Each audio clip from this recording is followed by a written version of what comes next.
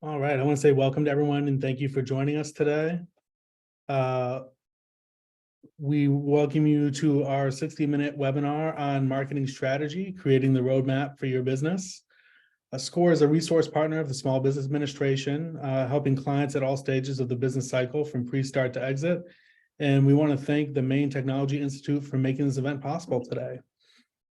We look forward to responding to your questions. It's a tight webinar today, so feel free to put in your questions and we'll try to get to them near the end and use the Q&A panel. And with that, I will toss it on over to Rebecca. Thank you, Rebecca. Thank you. Thanks everyone for joining us. I'm Rebecca, and the subject of our discussion today is going to be marketing strategy. And I would argue that this is the most important part of the process as you think about creating a successful business. So, before you form the LLC, before you build that website, before you seek funding, I'd really encourage you to kind of step back and think about if you've really thought through all of the issues that we're going to discuss today and really got them kind of nailed down. So let's talk a little bit about the agenda. What I'm really going to focus on today are what I would call the key concepts of business strategy. These are some of the things that you might cover if you're getting an M.B.A. We're going to kind of compress it into a very tight discussion today, but these are sort of the core concepts. You're going to notice some of you may have seen marketing and thought that we were going to talk a lot about advertising or website design, and that's not really the focus. That's almost a separate presentation at SCORE. Today is really about strategy. So it's the overarching foundation, I guess, behind your business. And that really is, when people ask me about it, when they say, what is marketing strategy? It is that foundation that really underpins what you're trying to do and what you're trying to achieve. It sort of guides everything that you do as you move forward. So let's talk a little bit about that. So when I have clients come into SCORE, oftentimes they come in with a specific request or issue. They'll say to me, I want to build a website. I want to create an advertising plan. I want to try to get investors for my business. And what I often do is I'll start asking them questions about their product or their service. And I'll say, well, explain to me how it's going to work. Like, who do you compete against? And why are customers going to choose your product or your service versus what's already out there? And, how are you planning to reach people? Like, where do they go for information? What do you think people might pay for this product? And what I'm trying to get them to do is really to succinctly describe their business and really crystallize what they call in business school the value proposition. Okay. This is really just a fancy way of conveying a common sense idea, which is, what are you offering and why is it better? That's the value proposition, right? Every one of you out there, you're here on this, on this conference call today because you have a business concept, right? You work in a space and you have seen some unmet need or some opportunity, and you think you could fill that gap, right? You could do it better. So the value proposition is really about crafting and refining that story, right? What you're going to do and why your sort of approach is unique. One way to think of this is your elevator speech, or what you might, if you were on Shark Tank, how you might quickly present this to somebody. So just to take an example, I think everyone here's probably purchased stuff from Amazon. If you had to say, what's the value proposition for Amazon? It probably boils down to something like, we plan to offer a vast array of products that people can buy from the convenience of their home. They can get information on those products and get those products shipped to them free, if you have Prime, and fast. That's what the value proposition is, right? It's about simplicity and convenience. But every business wants to have a really tight, clearly defined value proposition. And it's interesting to me, sometimes people have kind of a general concept of what they want to do, but I would encourage you, as the first step, as you sort of build out your business plan and move forward, to ask yourself, do I have a really tight value proposition where I can describe this to somebody in 20 seconds max, what you want to do and why it's unique. So the next big part of marketing strategy, probably the most important, are the issues related to knowing your customer, right? I think there's a great statistic here you might want to check out that's in yellow here, which is that 36% of businesses, so over a third, fail because they don't understand their customer needs. They think they have an idea that people will like and that people will value, but they ultimately build something that people don't want to buy, or enough people don't want to buy. So the first part of marketing strategy, or sort of writing your business plan, is saying, who's my target customer? Who wants to buy this? And do they value it? And what I mean by that is people might say, yeah, I like that idea. It's cool. It's interesting. But are they willing to pay for it, right? How much are they willing to pay for it? Are there a lot of these people, right? You might have some people that like it, but do you have enough to actually build an entire business around this? You're also going to want to find out, what else do these people care about, right? I'm a mom. I have 3 kids. And many years ago, I had 3 children under the age of 3. And when we went to buy an SUV, it was sort of the classic example of the guy on the lot heard the word SUV. So he's quickly showing us all these SUVs and talking about all this stuff. But he had sort of failed to understand that for us, we had 3 tiny kids. So the most important thing for us was, did the SUV have 3 rows of seats? And could we get the car seats into the vehicle easily, right? So again, it's not just a matter of saying, oh, I'm selling to people who want an SUV, but like, what specific thing about an SUV do you want, right? And you have to understand the buying process, right? So you might be selling directly to an end user, like say you're selling beer. Maybe you're selling it directly to people who enjoy beer. There are other services industries, right, where you're trying to sell a product, but there are other people who influence the process. And a good example in business school is we had a guy come in who had a really cool idea. He was selling products to physicians, a specific kind of physician. And he had talked to these doctors. They really liked the idea of this sort of one-stop shop he was offering. He knew the space well. And he got a ton of money from local investors to get this thing up and running. And he ultimately went bankrupt. And the reason he was talking to folks at business school, I went to Duke, and he's in there presenting, is he said, we made a critical mistake. We knew that the physician's specialty liked our product, but we failed to understand that in the office environment, it's the office manager who orders supplies.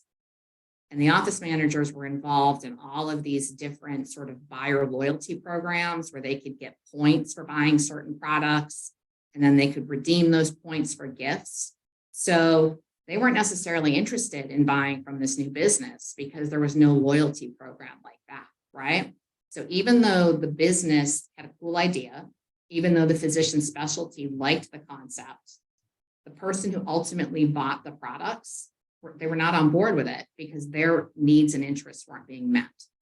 So the point of what I'm trying to convey in this slide is that it's very much worth your time if you're launching a business to really in great detail, who are my customers? Who influences the process? And do I really understand what they care about and what they value at a very nuanced level? We always sort of talk about bringing a laser-like focus, right, in on that customer, because ultimately that's going to help develop your advertising campaign. It'll impact the way you create your website, right? If you're going after, a certain kind of very sophisticated foodie, you might have a very different website design than if you're going after somebody who's trying to buy in bulk and get a really big deal, right? So one of the examples that they often use to illustrate this point in business school is this concept of wine drinkers, right? Say you have a business and your market is wine drinkers. There's a lot of wine drinkers. The next step in any really solid business plan is what they call a segmentation strategy. And what we mean by that is you got to really drill down into, okay, what wine drinkers are you going after? And I don't know how clearly you can see this, but here on the x-axis, we have how often people drink. So over here on the right, those are the folks who drink a lot. That's a good market if you're over there on the right. And then on the y-axis, we have how much they spend. So if you look at this, little image here, that upper right corner is a really interesting demographic, right? You've got about 8 million folks who drink a lot and spend a lot. So that's a really interesting market, and people might want to go after that. But it says that those are engaged explorers. They're younger, they want to sample new wines. They're probably really into the experience. They're probably, they follow information about new products. That's a very different wine drinker than these folks down in the lower left corner, right? Senior bargain hunters.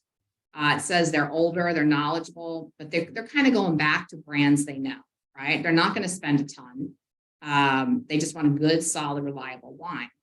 But you could create an entire strategy just around that black circle, because you got 22 million senior bargain hunters, right? The point of what we're trying to say in this slide, and it's probably one of the more important slides that we're covering today, is that when we say know your customer, it's a lot more nuanced than saying, I'm selling to people that buy wine. You're saying, okay, within that segment, which people are you selling to? Do you want to go after multiple circles here? Or are you really, just going after one specific demographic? But what you do to reach those guys in the upper right corner is obviously very different than the campaign and the advertising and outreach you might do to reach the folks in the lower left. Does that make sense? Incidentally, I should say, if you have any questions, please jump in. I think you can type a note into the chat. So feel free to stop me. We got a small group, so it's easy to keep this casual. But I guess what I want to convey to you is that it's really worth spending some time to think about understanding the nuances of your customer. Don't make the mistake of just saying, I sell a product to, targeted at kids, or I sell a target targeted at moms. There's a lot of different kinds of moms. There's a lot of different kinds of kids. And this will help you be a lot more focused and successful in terms of the money you subsequently spend. So here's another example that I always like. We got a purse on the right side of the screen here. It's a Hermes Birkin bag. It's used, so it's quite old. It's from 2013, but appears to be in good condition. And I would ask you, what do you think the price is? I don't know if anybody can, try to see if I can log in here and see if anyone, I can't see it, but maybe the moderator can. Roughly speaking, what would you guess the cost of this used bag is? I don't know if anyone wants to jump in. But basically, this bag is probably retailing for anywhere from $40,000 to $70,000. And I'm guessing probably people didn't estimate that as the price. And the reason simply is because this particular brand, Hermes, is all about going for a luxury, exclusive experience, right? It didn't cost them $50,000 to make this handbag. They're setting a high price point intentionally because they know that people buy this to convey status, right? It's like driving a fancy, expensive car. People want to show, oh, look, I have an Hermes Birkin bag. That's one kind of strategy to sell purses. Another strategy could be, we're going to go for the lower end of the market, have a really affordable product, but we're going to sell 20 million of them, right? So the point here is the strategy for this customer is very different than the strategy for this customer, although they might be people who buy handbags. And a very timely example of this, of course, is Bud Light, right? There's a lot of different kinds of beer drinkers. But if you are designing a campaign for your beer drinker or for your customer, you kind of need to know who they are, where they get information, what they care about, who they trust, right? And the whole thing is designed around that. Another good example is if you're selling a product for elderly people, you might have a whole campaign designed at seniors, but you also might find, you know what? My money is better spent trying to help educate their children, because maybe those seniors are going to their kids to get information on what computer to buy or what is good technology. So maybe the better advertising campaign isn't targeted at the senior citizen. It might be targeted at adult children who help care for their parents, right? So what I'm trying to encourage with all these slides here is this concept of don't just quickly say, yeah, I know my customer. I'm selling purses to, women who buy purses. You got to really take the time to drill down into it and try to understand the nuances of these folks, because later on that'll save you money because you'll have a better outreach strategy.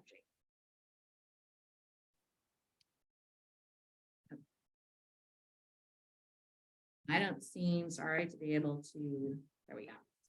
So key question here, as you sort of think about your customers, are there a lot of people in this demographic, right? Because you got to have enough people who want to buy your product. Do they value it? And what I mean by that is you might talk to folks and they might say, yeah, I think you have a cool idea. I really like this business. But are they willing to pay for it, right? There's a difference between saying they like it and saying like, yeah, I'd pay for it. Some of the research you might want to do is, okay, what are you willing to pay for it, right? How much better is this versus what you can already get? So all of this kind of comes down to what they would call in business school sort of a segmentation analysis. Who are my customers? What do they value? What is this worth to each of them, right?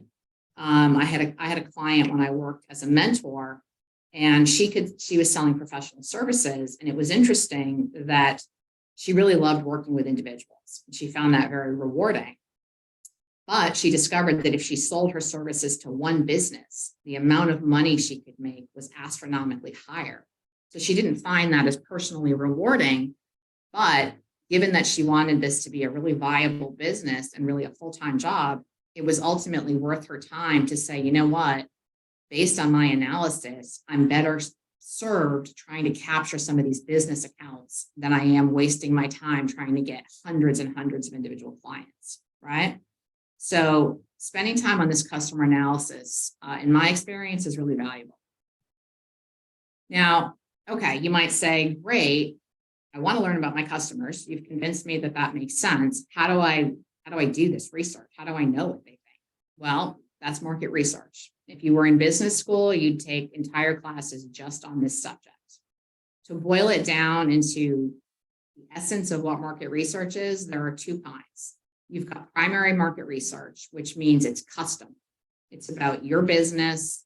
It's about going out and actually talking to people and getting information on your concept, right? That could be surveys, it could be interviews, but it's about your specific thing. Secondary market research is when you use existing data.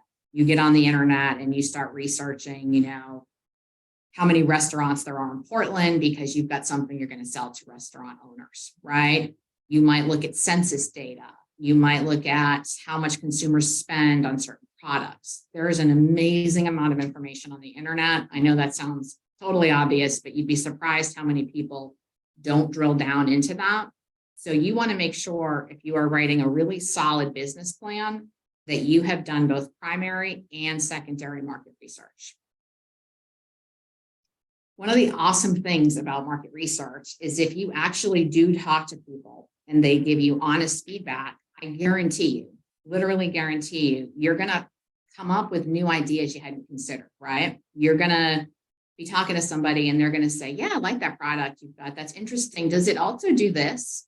And you're going to realize, like, it didn't do this when I was originally thinking about it, but maybe I could tweak it or redesign it or expand my service offering, and I could do that, right? And suddenly, an idea that was pretty good is really good. You may also find risks. Someone may point out something you hadn't thought about. I had a client who had a really cool idea, and it wasn't until we did some secondary market research that we realized the Department of Defense was already developing this concept, and they had a lot of money invested in it. So that was a pretty significant competitive challenge, right? Because my client wasn't going to be first to market, the military was. I would say when I look back on my time at SCORE, the biggest challenge I thought I saw with my clients was the failure to do market research. And when I say that, I mean really robust, good market research. A lot of times people have a tendency to come in and they say, I talked to my friends and they really like this idea. I talked to my family and, people are really positive about it. And that's great. But of course, you have to remember that your friends and family don't want to upset you and they want to be supportive of your idea. So you've really got to get people to challenge you, right? So if you are talking to friends and family, you got to be honest with them. You got to say, listen, I think this is a cool idea. I am really interested in pursuing this. Help me figure out if it makes sense. Is there something I'm not thinking about where this could go bad? What am I missing? When you think about this idea, what could I do better, right? Help me make this a success. So really be careful, again, if you're getting feedback from, people in your social circle, that you're encouraging them to be candid. They're a wonderful resource, but you need to make sure that they're being honest. And I would always say to my clients, again, it's great you talk to these folks, but you got to go out and talk to people you don't know, right? You got to, if you're selling something to, people like hair salons, you got to go talk to a bunch of hair salons, right? People you don't know. And they would say, okay, well, how do I get them to talk to me, right? Like, how do I do this? And there's a lot of ways, right? There's a thing called a focus group. And really, that's just a fancy way of saying we get people together, like 5 or 6, no more than 10, certainly. And you ask them to give you feedback on your idea. And one way you might do that is, make it worth their while. So I had a guy who was selling a product to veterinarians, and it was a really interesting idea. And he had talked to his local vet, and the local vet liked it, but we need more than one data point, right? So I said, what if you go out to the other big vets in the area and you walk in and you say, hey, I'm a small business owner and I'm trying to see if this business concept I have is viable. So I am absolutely not here to sell you anything. People don't want a sales pitch. But if I brought you guys in coffee and donuts some morning, or maybe I brought in some sandwiches for lunch, would you spend a half an hour with me, letting me tell you what I'm thinking and seeing if you think it makes sense? You could even say, I normally see Dr. So-and-so, and he told me to talk to you because you said you guys are really big practice.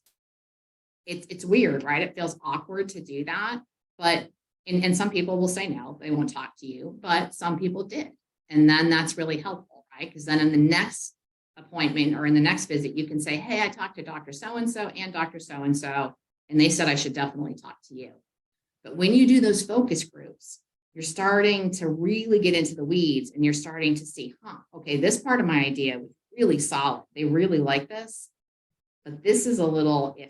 They don't like the way I'm thinking about this, and maybe I need to do it this way. So focus groups are phenomenal if you're able to, depending on what your business is, get a small group of people together and tell them, I want you to be totally candid with me. Tell me everything you don't like. Tell me everything you do like. And, this will help me spend my money wisely. Another great tool is SurveyMonkey. It's free.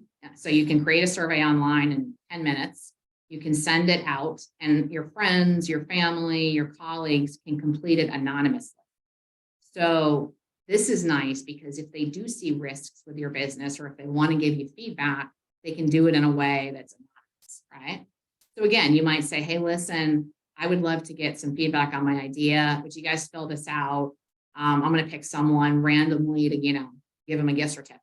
And it's not going to take you more than 10 minutes. If you do a survey, make sure it's really easy and fast for people to complete. And I absolutely know that there's sort of a tendency to say, I don't want to do this. It's awkward and it feels kind of weird.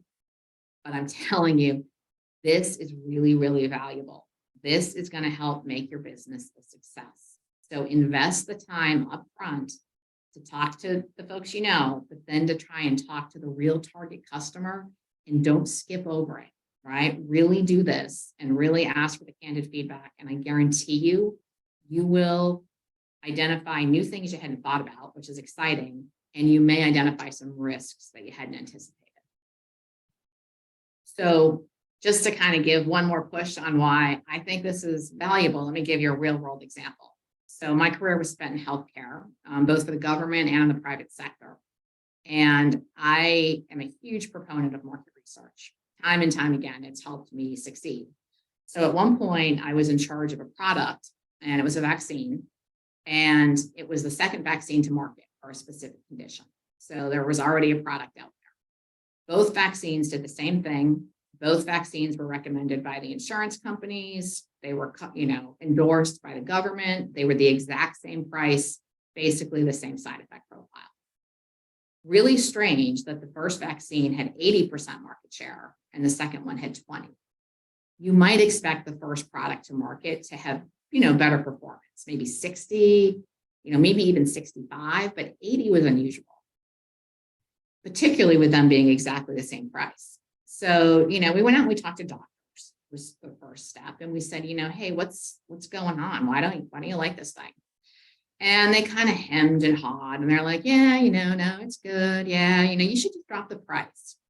That's generally not the issue. If someone tells you to drop the price, that's usually an excuse. So we're like, all right, would you mind if we kind of observe how the vaccines are used here in the office? And that's something you can do in business. People do it all the time. So they said, sure. And we came in and we watched them administer vaccines. And of course, it's the nurse that administers the vaccine. And we had also checked to make sure the office manager didn't have an issue with it. So the person ordering it didn't have a problem. So we watched the nurse give it. And then at the end, she's like cleaning up and she's like, God, I hate this product. And we're like, you love to hear that because you're going to get good information. And we're like, okay, why do you hate this product?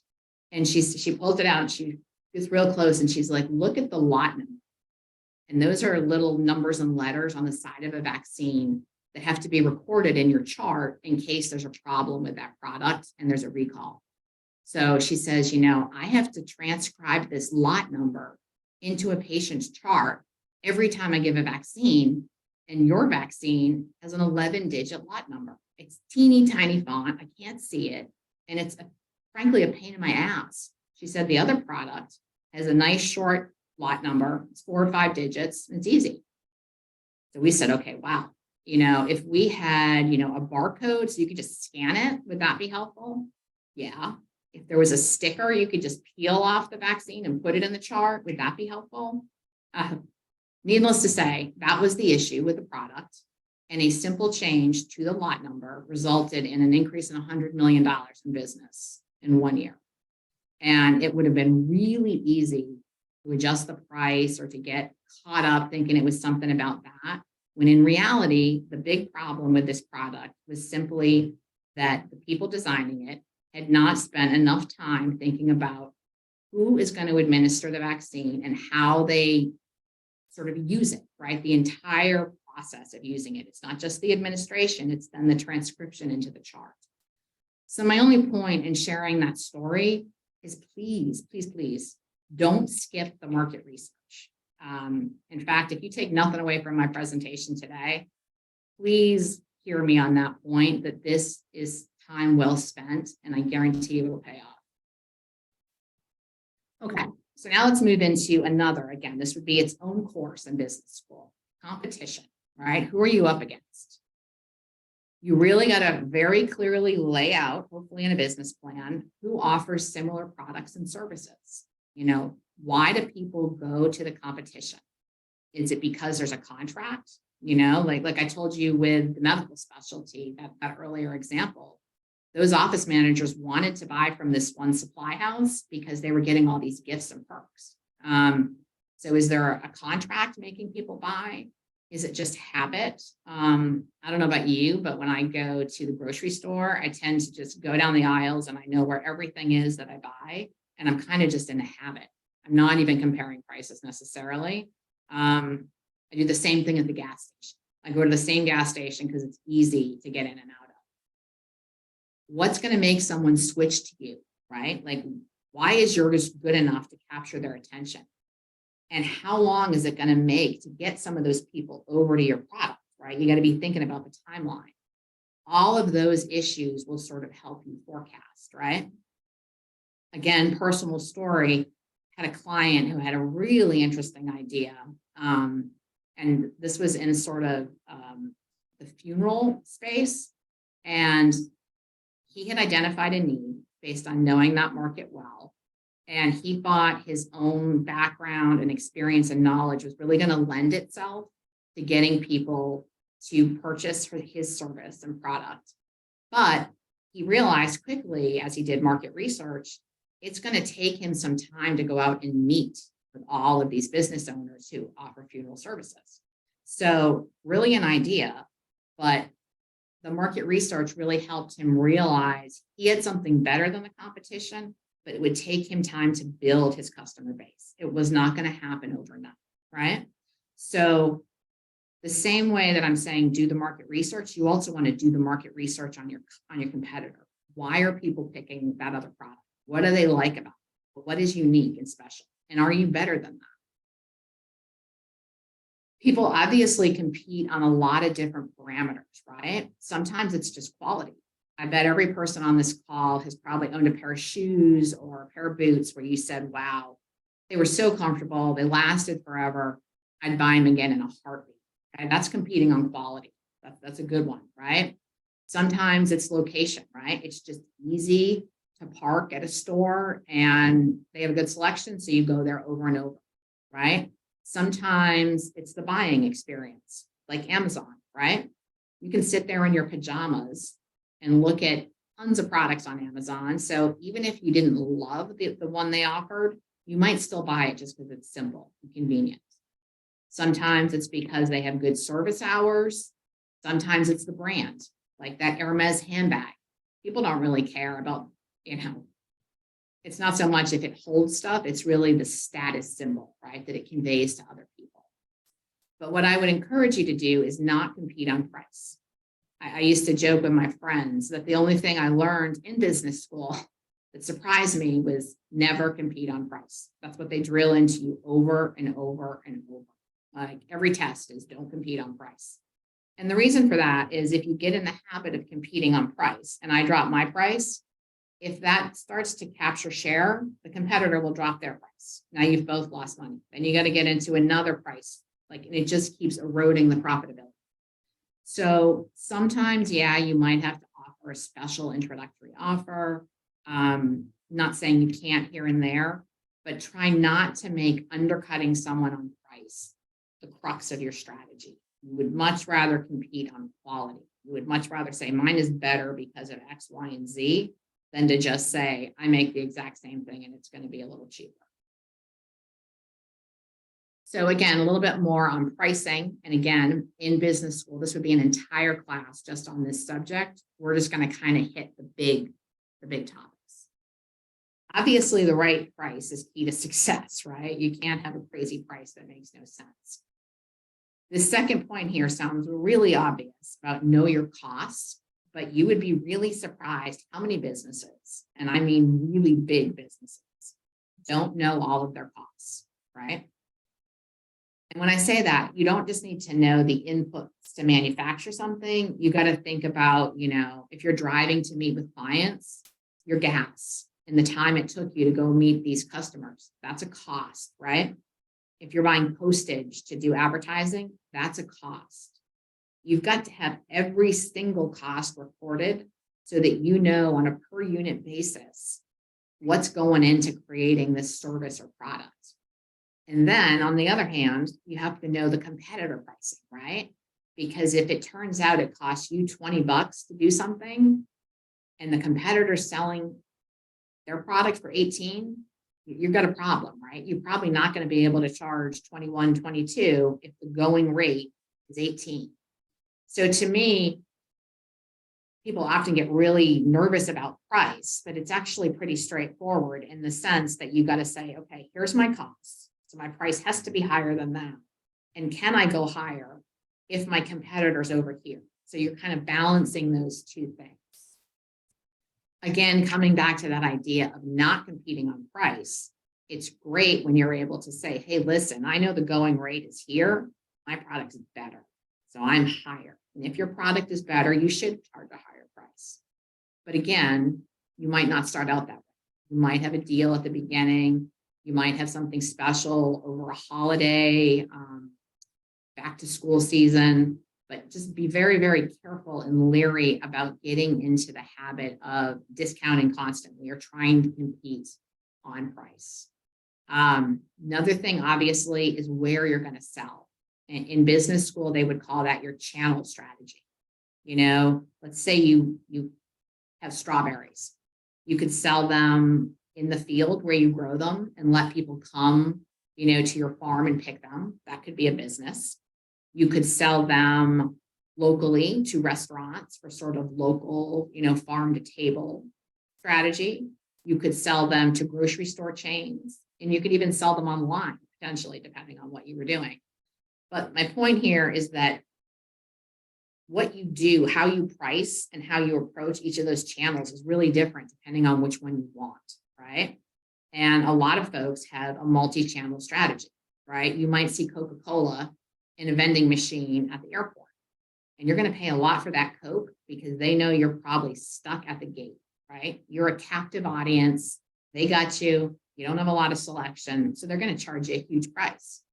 Meanwhile, if you walked into Walmart, you might be able to buy a case of Coke for 50%, each can would be about 50% less than what you paid at the airport because they know at Walmart or at Hannaford, you can shop around, right? So what I'm trying to say here is think about where you're going to sell. Do you want to have the same price everywhere? Or might you want to have a different pricing strategy for different customer segments? Again, it really depends on what you're offering, but that's very standard in business and can be very lucrative if there's a way to make that work. So another big subject is forecasting. And again, I'm imagining you're writing a business plan. You might be trying to get investors or folks to support your business. You might be being asked to present this. People get really nervous about writing a forecast, and you shouldn't. Forecasting is basically, if you boil it down, it's common sense, right? You're basically saying, how much can I sell? How many units am I going to sell? At what price? And how much is it going to cost me to offer that service or create that product, right? You're just trying to say how much money you're going to make on a weekly or monthly basis over time. That's all it is, right? And you do this based on market research. So again, your forecast can't be a spreadsheet where you say, you know what, I think I could probably sell 100 of these, or I could do 10 of these workshops or whatever. The forecast is going to be based on some actual data on your market research. So for example, let's say hypothetically, you were selling a new face cream, right? And you were thinking, it's really organic and fancy. And so you think you're going to sell it to medical spas, right? To sort of high-end places like that. You might start out by doing some secondary market research. You'd go online and you'd say, how many medical spas are there in the United States? Are there a lot? Well, yeah, there's 5,431. As a, solo business owner, you're probably not going to reach all those folks. So you're going to focus maybe on New England first, right? You think that's a manageable geography. So then you're focusing in on the New England. Then you say, okay, how many of those places though might be willing to stock or try my new cream, right? I don't know if they're going to buy it. So that's when you do primary market research. You go out to these spas and you start talking to the owners and you're saying, here's my product. I'm not here to try to sell it to you today, not at all. I'm just trying to understand how you decide to put new products in a spa. Like how often do you do that?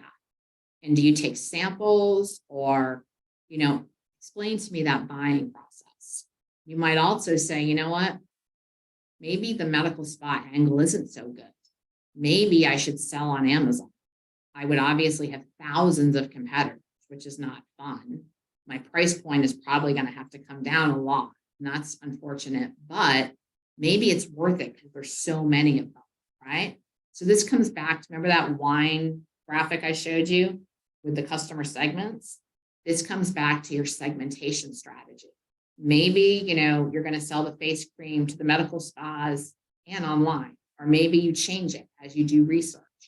But the forecast is basically just saying, okay, based on the research I did, I think I can sell this much product to this kind of customer this often, right? And it's going to cost me this much. And you have to consider seasonality. A lot of businesses in Maine do have seasonal issues, whether it's over the holidays, because it might be, say you were doing Maine Christmas ornaments, right? That might be something you'd sell a lot right before the holiday season, and then you're not going to have a lot of business potentially in the off season.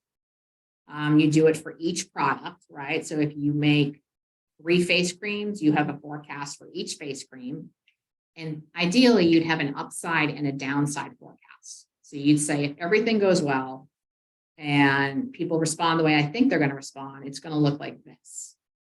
If the economy implodes, if I'm not able to get out and talk to customers as much as I wanted, if I can't put as much money in advertising, maybe it looks like this. But the bottom line is, investors, if you have that kind of business, will absolutely demand to see a business plan. And one of the big sections is going to be a forecast. And the forecast has got to have some meat behind it in terms of how you got these numbers. And the other thing I would say here, and again, I don't know the nature of the businesses people have here on the call today. Some of the clients I've talked to have a business idea and it's kind of a hobby, or it's something they're kind of dabbling in and they want to see if it takes off. But they have a full-time job, or they have a, another way of making money. So they're not quite as uptight about the forecast because, if it doesn't work, it's not a big deal. I have other clients who are all in on their business. Like, they are putting significant savings into this business idea. This is going to be a full-time job and they need it to work. So in that scenario, if you're one of those folks, really having a robust forecast is very important, right? You don't want to be overly optimistic and not being real honest with yourself about how things might play out. There are tons and tons of tools online about making your forecast. This kind of looks a little bit intimidating at first glance. It's not, right? Across the top, they're just showing each month. They're showing how many units you're going to sell, what you're going to make in income. And then down the side here are just all of the possible expenses. So that might be a helpful way to do it. And you can look at it by month. But that's the kind of thing, again, if you're a business owner who's going to want to get an investor or some kind of funding support, that folks will be expecting to see as part of your business plan. So I would say, get in the habit of recording your expenses. As you're starting to work on this, jot them down. Some people love to use online tools because it's nice and simple. Other people much prefer to use a notebook.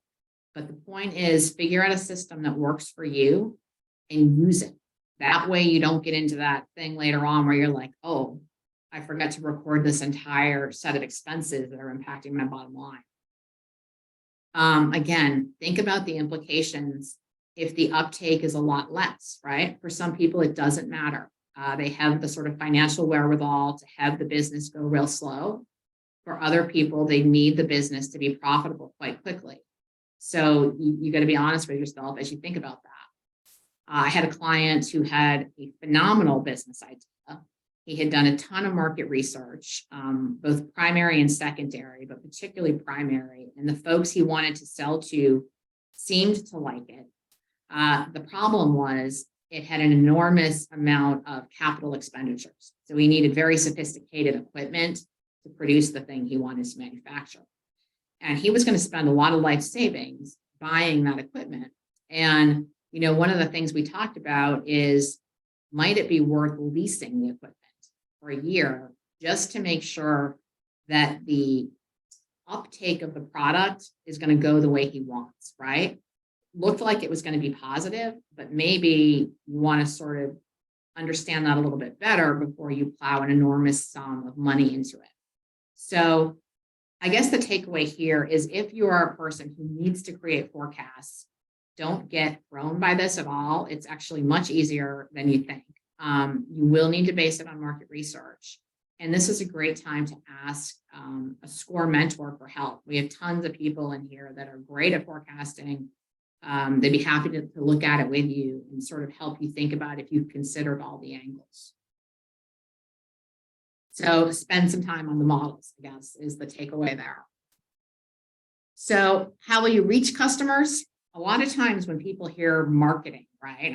Probably some of you thought we were going to talk about advertising, websites. That's really a tactic of marketing. So marketing is all the strategic stuff, right? It's the customer, it's the market research, it's the pricing, it's the competitive analysis. Marketing communications is some of this stuff when you're like, okay, I want to create an ad campaign. I want to create a website. This is again where you go back to that knowing your customer, right? You want to create this interest and desire for people to buy, but you've got to be reaching people in the right place, right? Like, where does your ideal customer go for information, right? Who do they trust? You know, if you're selling to teenagers nowadays, you might want to have like a product placement with an online influencer, right? If you're selling to a senior citizen, like I said, you might want to be advertising to folks who care for elderly parents, right? So it's very obvious, and I know that, but before you go plow a ton of money into advertising, again, you want to think really carefully about that customer analysis. Have you really drilled down into it to say, I know who my target customer is, I know where they go for information, and I am going to spend these dollars as wisely as I can.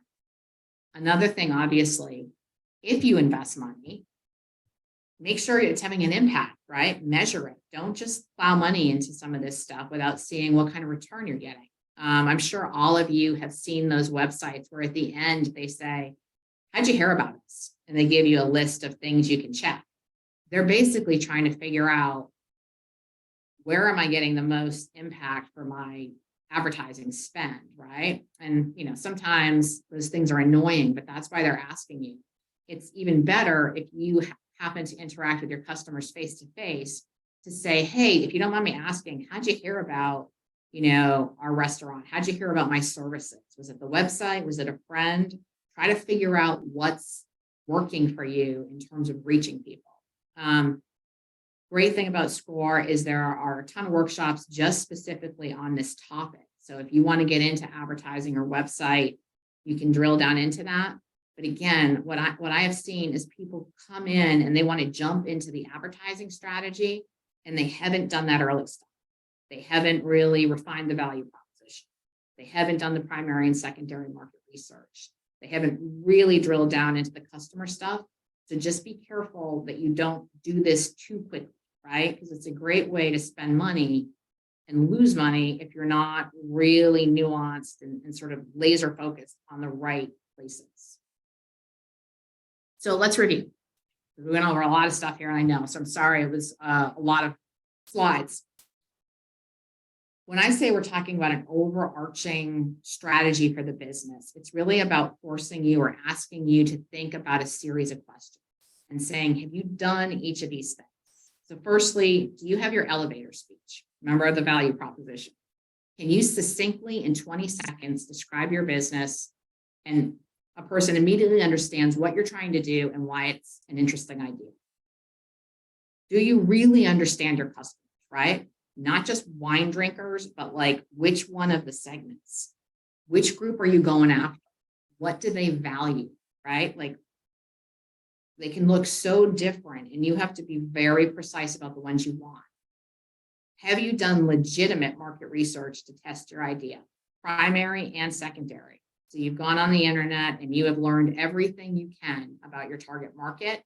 And then you've gone out to customers, potential customers, and asked them to give you feedback, candid feedback about what works and what doesn't work.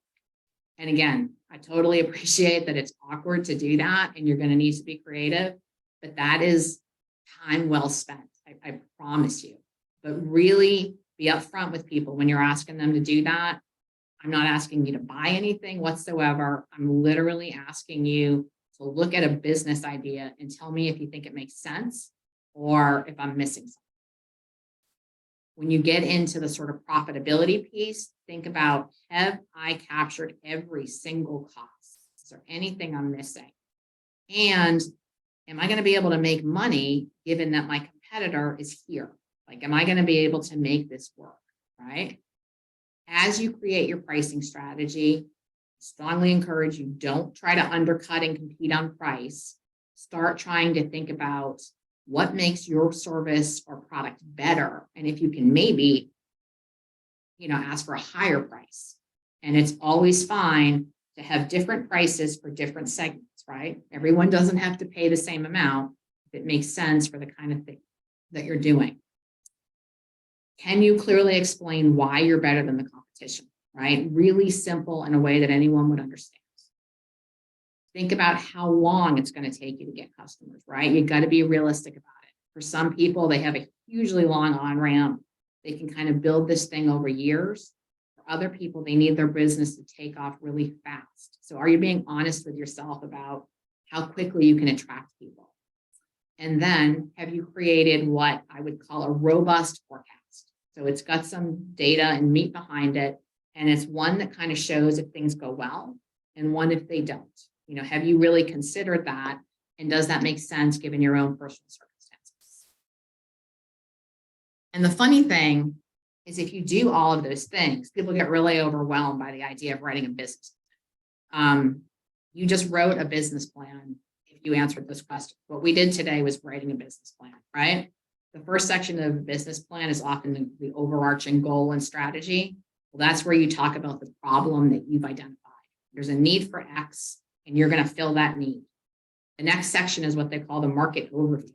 And that's where you say, hey, you know, yeah, I think this is a good business because based on my research, there are this many people who need this thing. I'm going to offer it. I'm going after this specific segment. So yeah, I think it's a viable business. You're going to talk about the product itself or the service. You're going to, in the pricing section, you say, you know, I know that this is the rate that it's currently being offered at, and here's what I'm going to offer it at. I'm going after this specific piece. In the competitive section, you say why people will pay you. Maybe your product is better. Maybe it's easier. Maybe you have a history of being an expert in this area if you're teaching or offering a service.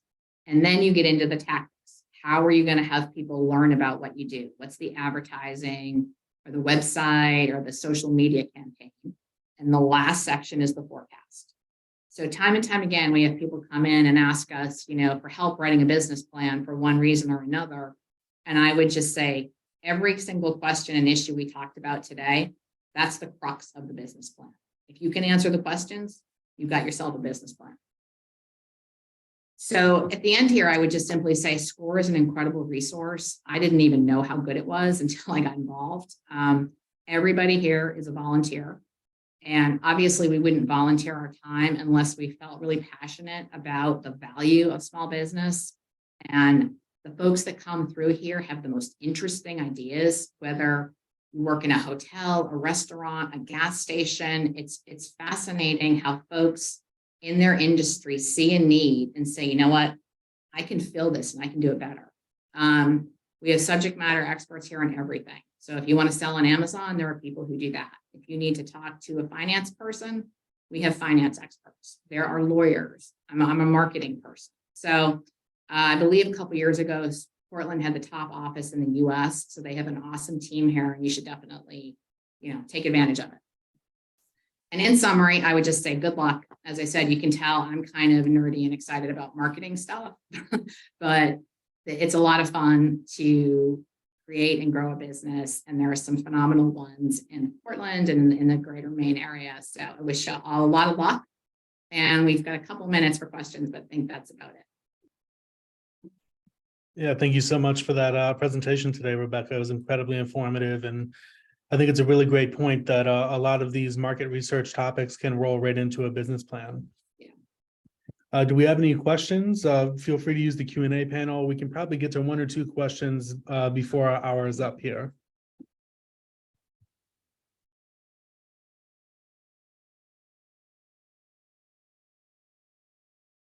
I know one that comes to mind for me is you had mentioned that the internet is full of resources for doing market research.